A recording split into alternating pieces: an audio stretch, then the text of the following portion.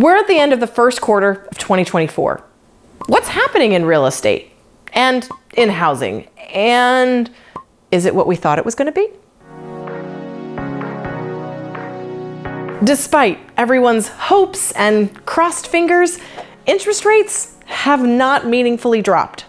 The Federal Reserve, which doesn't directly control mortgage interest rates, but it does influence them, decided to hold rates steady at their meeting at the end of January, which, according to an article from JP Morgan, makes the fourth straight meeting at which policymakers have decided to hold rates steady, dating back to September 2023. The article went on to say, regarding future interest rate cuts, Chairman Jerome Powell held back on any definitive timeline. The mantra for today's press conference appeared to be more data.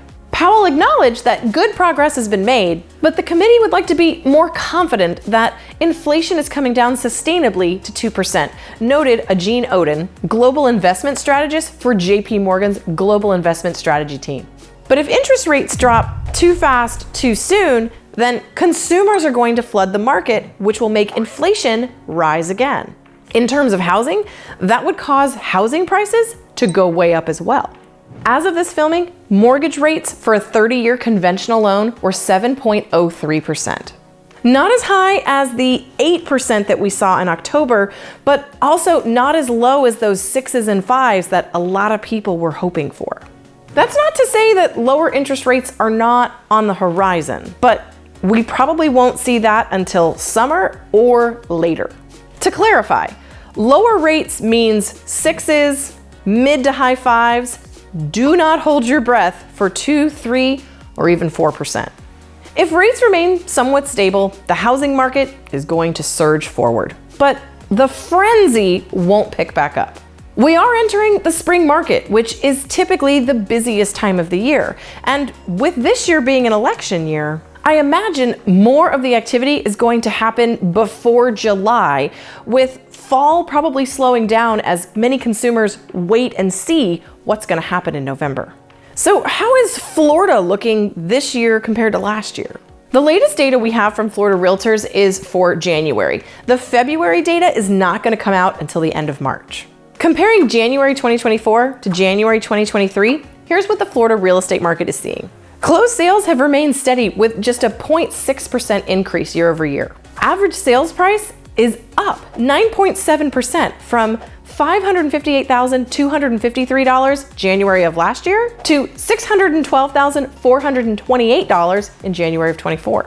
Median time to contract is actually up 7.5% from 40 days to 43 days. And new listings are up 16.7%, while pending sales are down 9.6% year over year. The big jump I see in Florida is in months of inventory. It's up year over year 35.8%, from 2.8 months of inventory to 3.8 months. If you've seen my previous videos, you know that a seller's market is when there are less than 4 months of inventory. A balanced market is somewhere between 4 to 6 months of inventory, and 6+ months of inventory, well, that's when it flips to a buyer's market. Before you buyers start salivating, think about how long it has taken to get to almost 4 months of inventory. And this data precedes what is typically the busiest time of year. So it'll be really interesting to watch what happens with inventory as we get into the busy spring market. But I will absolutely be keeping an eye on the inventory because that's going to tell us a lot. Alachua County, where I live, has seen a little bit more volatility. When comparing January 23 to January 24, closed sales are down 15.1%, from 166 sales last January to 141 in 2024. The average sales price has stayed almost the same, just dropping about 0.6% to $374,421. Median time to contract is actually down or shorter by 31.8%, from 44 days last January to 30 days this year. So in my area, homes are actually going under contract faster than a lot of other areas around the state, but it's still taking about a month to get a contract. New listings in Alachua County are up 28%, while pending sales are only up 0.7%. Alachua's month's supply of inventory has jumped up 55.6%, but that's just because it's gone from 1.8 months to 2.8 months. Our area is not as close as the rest of the state to a balanced market. Bottom line, the market is still correcting from the bonkers period we had during the pandemic. The sky is not falling, and while rates aren't either, it does provide a little bit of relief for buyers who no longer are having to deal with skyrocketing prices of 10–20%. And that's what the Fed is going for. Don't drop too soon, because mortgage rates tend to mirror what the Fed does, and if it plummets too soon, we're gonna be right back in to crazy bidding wars and massive home price increases.